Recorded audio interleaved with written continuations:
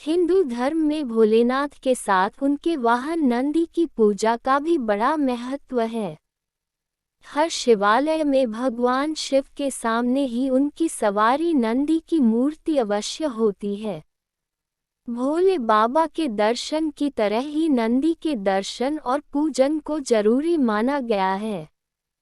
शैव ग्रंथों में महादेव के वाहन नंदी को भक्ति और शक्ति के प्रतीक माना गया है।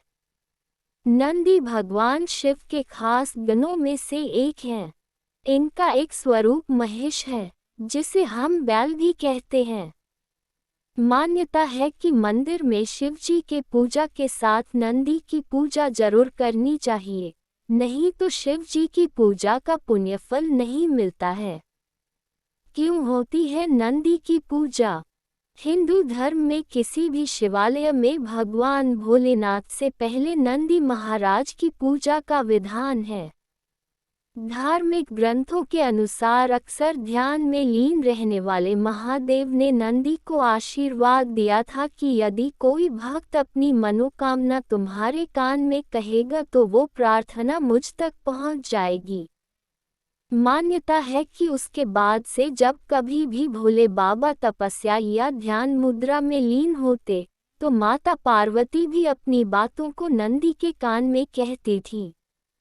इसलिए लोग शिव के बजाय नंदी के कानों में अपनी मनोकामना कहते हैं। नंदी को शिव दरबार का द्वारपाल भी माना जाता है। इनकी इजाजत के बिना कोई महादेव तक नहीं पहुंच सकता है। शिव भक्त नंदी। हिंदू ग्रंथों के अनुसार जिस तरह भगवान राम के साथ हनुमान जुड़े हैं, उसी तरह भगवान शिव के साथ नंदी जुड़े हैं।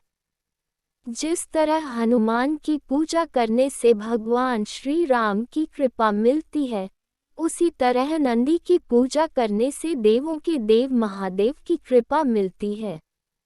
इसलिए शिवालय में प्रवेश करने पर भोलेनाथ के साथ ही नंदी की भी पूजा अवश्य करनी चाहिए।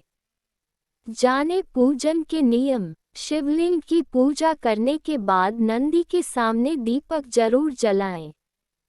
इसके बाद नंदी महाराज की आरती करें और किसी से बिना बातचीत किए नंदी के कानों में अपनी मनोकामना बोल दें। मान्यता है कि व्यक्ति को अपनी मनोकामना नंदी के बाएं कान में बोलनी चाहिए। इस कान में मनोकामना बोलने का अधिक महत्व है। जब आप अपनी मनोकामना बोले तो अपने मुख को हाथों से ढक लें, ताकि कोई आपको बोलता हुआ सुन ना सके। आपकी मनोकामना गुप्त रहनी चाहिए। नंदी के कानों में किसी की बुराई या किसी का बुरा चाहने वाली मनोकामना ना करें।